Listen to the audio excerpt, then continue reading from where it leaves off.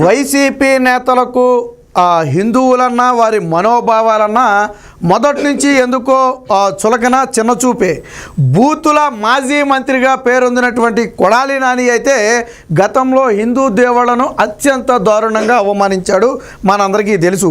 ఇప్పుడు కూడా ఏంటంట, తిరుమల లడ్డు ప్రసాదం కాదంట, ఒక ఆహార పదార్థం అంట.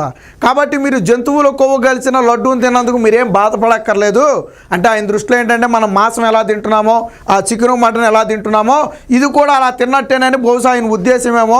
మరి ఇంతకంటే దారుణమైన వ్యాఖ్యలు మరి ఇప్పటివరకు అయితే ఎవరో చేయలేదు, కొడాలి నాని చేశాడు.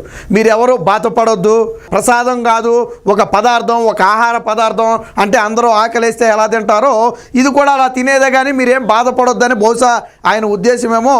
కొడాలి నానికి మొదటి నుంచి కూడా మరి హిందూ దేవుళ్ళు అంటే ఎందుకనో గెట్టదో ఏంటో మనకు తెలియదు. గతంలో కూడా మీరు వైసీపీ అధికారంలో ఉన్నప్పుడు కూడా కొన్ని విమర్శలు చేశాడు. రథం తగలబడినప్పుడు కానివ్వండి, రాముడి విగ్రహానికి తల విరగొట్టిన సమయంలో కానివ్వండి, లేదా ఆంజనేయ స్వామి విగ్రహాన్ని ధ్వంసం చేసినప్పుడు కానివ్వండి, ఏదో దుర్గగుడిలో ఏదో వెండి కిరీటం ఎత్తుకుపోయిన సమయంలో కానివ్వండి, వీటి మీద కొడాలి నాని స్పందిస్తూ ఒకసారి మాట్లాడాడు. మనం ఆ వీడియో ట్రై చేసాము, ఇప్పుడైతే దొరకలేదు. దొరికినప్పుడు ఖచ్చితంగా అది కూడా ప్లే చేసి చూపిస్తాను. ఏమని మాట్లాడాడంటే, రాముడి తల ఇరిగిపోతే ఏమవుద్ది, ఇంకొక రాముడి విగ్రహాన్ని పెడతారు, రథం తగలబడిపోతే ఇంకొక కొత్త రథాన్ని చేయిస్తారు, కిరీటం వెండి కిరీటాన్ని ఎత్తుకుపోతే ఇంకొక కిరీటం చేయించి పెడతారు. దీనికి ఇంత రాజకీయం చేయాలా? గతంలో ఎప్పుడూ జరగలేదా? విగ్రహాల తలలు ఎప్పుడు ఇరగలేదా?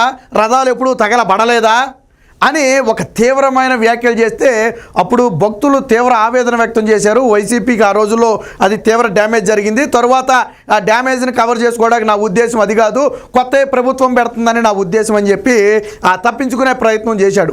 ఇప్పుడు కూడా ఏమంటాడు, ఇది లడ్డు అనేది ప్రసాదం కాదండి. నేను ఒకటి అడుగుతున్నా, చూసేవాళ్ళందరినీ ఒకటే చెప్పండి, తిరుపతి లడ్డూని మీరు ప్రసాదంగా స్వీకరిస్తారా లేదా ఆకలిస్తే తినే ఆహార పదార్థంగా స్వీకరిస్తారా? ఒకటే మిమ్మల్ని అడుగుతున్నా. కొడాలి నాని చెప్పింది అయితే అది ప్రసాదం కాదు, మీరేం బాధపడొద్దు. ఒకటి మాత్రం వాస్తవం, కల్తీ జరిగిందని కొడాలి నాని ఒప్పుకున్నాడు. కొడాలి నాని ఏమంటాడు, జంతు కొవ్వు కలిసిన లడ్డూ తిన్నామని మీరేం బాధపడక్కర్లా, అదొక పదార్థం లాంటిది, మీరు బాధపడక్కర్లా అని అంటున్నాడు. అంటే కల్తీ జరిగిందని ఒప్పుకున్నట్టే కదా, నువ్వు కల్తీ జరిగిందని ఒప్పుకున్నావు కదా లడ్డూలో, కాకపోతే తిన్నందుకు బాధపడొద్దని చెప్తున్నాడు.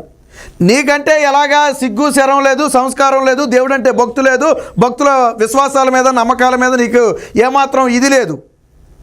కానీ అందరూ నీలాగా ఉండరు కదా. అది ప్రసాదం కాదంట, ఒక పదార్థం అంట. పదార్థం అంటే ఆహార పదార్థం, మనం కొనుక్కుని తినేదో, ఆకలిస్తే తినేదో, లేకపోతే ఇంట్లో తినేదో. వీళ్ళ ఉద్దేశం ఒకటే. మొన్న ఎవరో ఆఫ్ ద రికార్డ్ కూడా ఒక వైసీపీ నేత అన్నాడంట, ఇంట్లో చికెన్ అయితే తింటారు కానీ లడ్డూ లేదన్నా కొద్దిగా గలిస్తే దానికి ఇంత రాద్ధాంతం చేయాలని చెప్పి ఒక వైసీపీ నేత ఆఫ్ ద రికార్డ్ కూడా అన్నాడని చెప్పి సోషల్ మీడియాలో వార్తలు వచ్చాయి.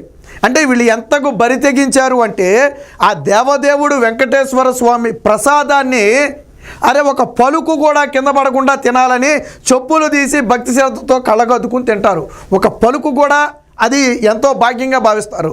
అలాంటి ప్రసాదాన్ని అసలు ప్రసాదమే కాదు, అదొక పదార్థం, తిన్నందుకు బాధపడొద్దంట. మళ్ళీ ఈ జంతు కొవ్వు కలిసిన లడ్డు తిన్నందుకు మీరు బాధపడక్కర్లేదంట.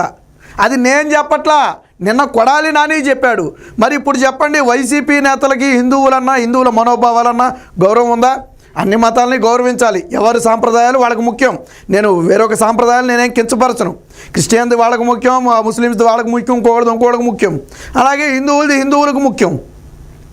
మరి ఇంకొకరి సాంప్రదాయాన్ని ఎలా కించపరుస్తూ మాట్లాడతారు? ఏమన్నాడు కొడాలి నాని, మీరే వినండి.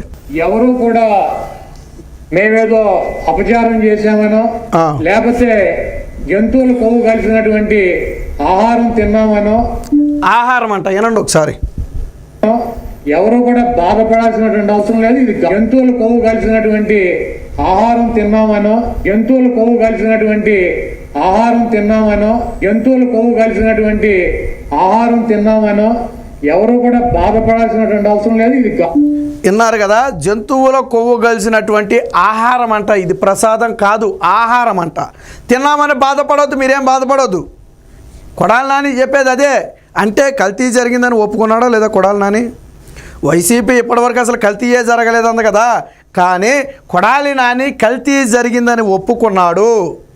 జంతువులు కొవ్వు కలిసినటువంటి లడ్డూ తిన్నందుకు మీరు బాధపడొద్దు, అని ఒప్పుకున్నాడు అంటే కల్తీ జరిగిందని నువ్వు ఒప్పుకున్నట్టే కదా.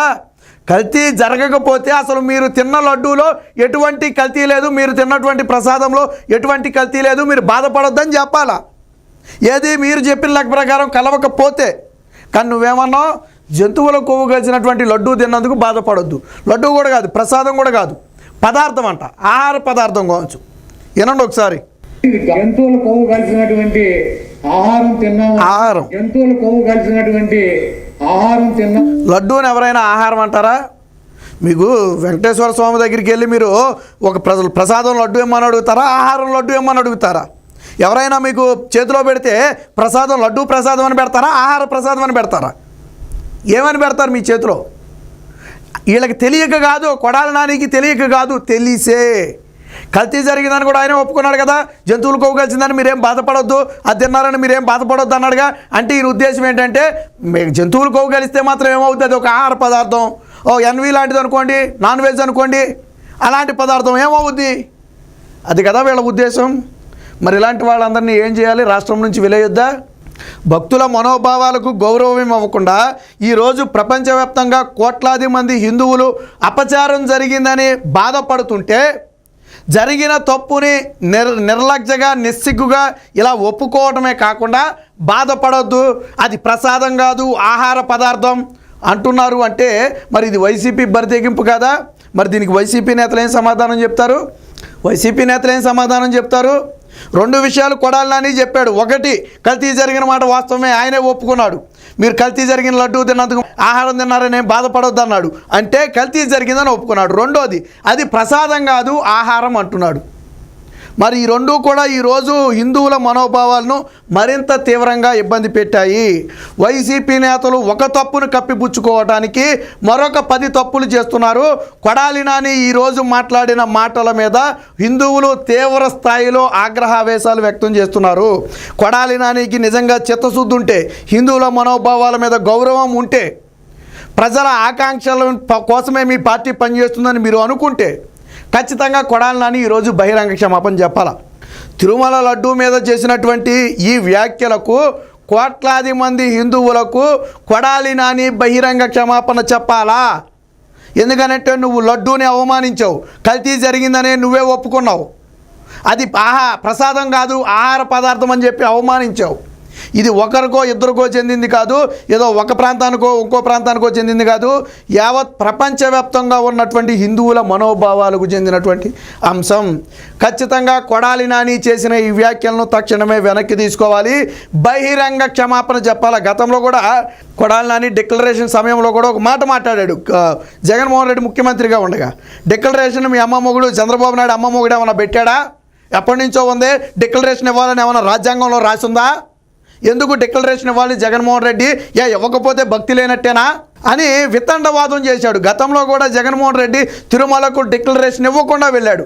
మరి ఈ నెల 28న మళ్ళీ వెళ్తున్నాడు అంటున్నారు. మరి డిక్లరేషన్ ఇచ్చి వెళ్తాడా ఇవ్వకుండా వెళ్తాడా అనేది అయితే చూడాలా. చంద్రబాబు గారు అయితే డిక్లరేషన్ లేకుండా గుళ్ళోకి ఎవరికి అనుమతి లేదని చాలా స్పష్టంగా చెప్పారు ఆయన. మరి జగన్మోహన్ రెడ్డి ఏం చేస్తాడో చూడాలి. గతంలో కూడా జగన్మోహన్ రెడ్డి డిక్లరేషన్ ఇవ్వడం అయితే ఏంటి, ఆయన ముఖ్యమంత్రి, ఆయన ఇవ్వాలని ఏముంది అని చెప్పి కొడాలి నాని వితండవాదం చేశాడు. సో ఇప్పుడు హిందువులందరూ కోరుకునేది ఒకటే, ఖచ్చితంగా కొడాలి నాని చేసిన వ్యాఖ్యలకు బహిరంగ క్షమాపణ చెప్పాలి అని.